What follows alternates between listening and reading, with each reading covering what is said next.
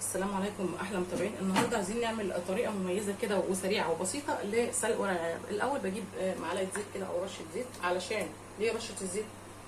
عشان ما يتعبنيش ولا يغلبني في الحشو، يبقى سهل معايا. في ناس بتتخنق من حشو ورق العنب وبتزهق منه. فانا جبت ميه معلقه زيت كده، وهنعصر عصره ليمونه. ليه عصره الليمونه؟ علشان نزله الليمونه كده عادي شغال. نعصرها برضه بسم الله.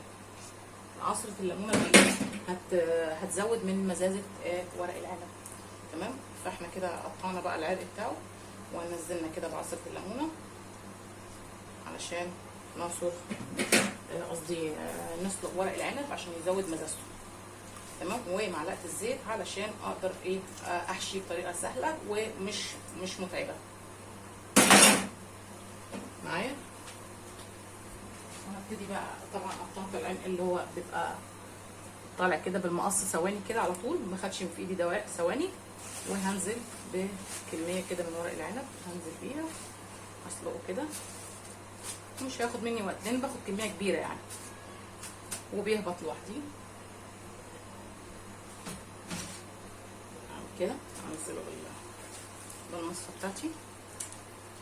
بدأ ياخد اللون على طول، واروح قلباه كده.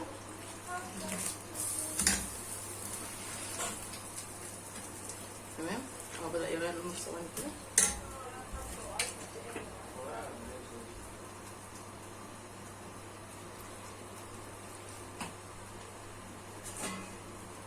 مش هاخد منه ولا اي وقت.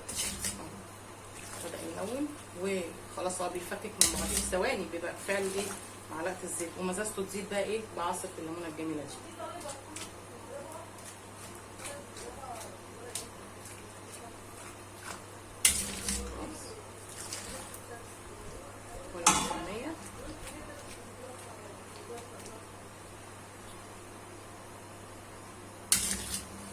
ما اطولش عليه السلق لان كده الحراره هتنزل على الباقي. لا بياخدها من الشمال دي. اطلع كده زي ما انتم شايفين اهو. ما خدش بثواني كده في ايدي. والحراره بتبقى الحراره بتاعت ورق العنب على بعضيه بتخليه برده بيسوي بعض. يبقى انزل بكل الكميه مره واحده اهي كلها. كميه كبيره كل الكميه. بسم الله بسم الله الرحمن الرحيم. ثانيه اغير لونه اهو. ما خدش مني ولا اي حاجه.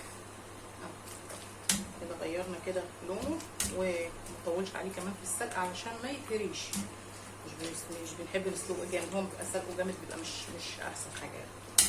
ثانيه اغير لونه اهو وما تاخرناش في سلق ورق العنب ولا اي حاجه. وبالمقص رحنا مغيرنا العقود كده الدنيا تمام.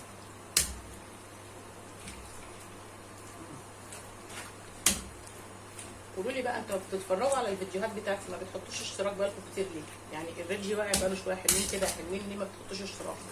ليه ما بتعملوش سبسكرايب واشتراك في القناه على اليوتيوب وعلى التيك توك؟ على التيك توك ماشي، لكن اليوتيوب بقى ايه بقى القصه؟ قولوا لي بقى. اهو بدا خلاص ورق العنب ما طولش اهو في ثواني وخلاص لونه اتغير.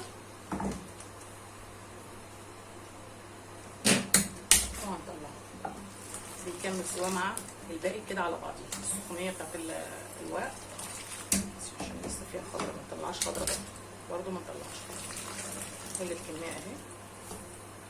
بنطلعه على الباقي. بيكمل سوا مع بعض بقى بره عشان ما بينهبش. تمام. خلاص. والعنقود بتاعه ده بقى طبعا بننزله وبرضه بنسويه. ليه؟ بنعمله فرش الارضيه للمحشي بدل ما تحطي بقى بطاطس وحلقان وبصل والكلام ده كله. طبعا الحاجات دي كلها مكلفه. فورق العنب برضو بيدي نتيجه حلوه. قصدي عنقود ورق العنب بيدي نتيجه حلوه. هاخد بس يغير لونه وابتدي اطلعه من الميه اهو. ثواني مش هياخد ثواني. خلاص كده سلقنا ورق العنب النهارده بطريقه سهله وبسيطه وبطريقه مبتكره حلوه علشان الناس اللي بتزهق منه وتقول لك بيغلبنا في الحشو. لا، معلقه الزيت دي بتفرق كتير. خليه سهل معاكي وسهل.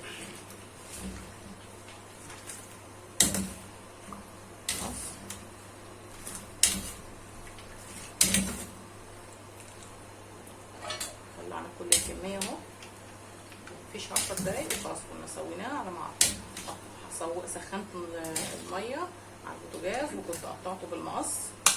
مش يسوي كل العروق دي مهمه على فكره يا جماعه، العروق دي حلوه مهمه. يلا خلاص خلصت النهارده وصفتنا ورق العنب بأسهل وابسط الطرق. لو عجبك الفيديو سبسكرايب وتفعلي زر الجرس عشان يوصلك كل جديد. السلام عليكم. ده كان فيديو النهارده عن سلق ورق العنب. لو عجبك الفيديو سبسكرايب وتفعلي زر الجرس عشان يوصلك كل جديد. بسرعه الصاروخ هتسلقي ورق العنب وهتلفيه بالطريقه دي. السلام عليكم.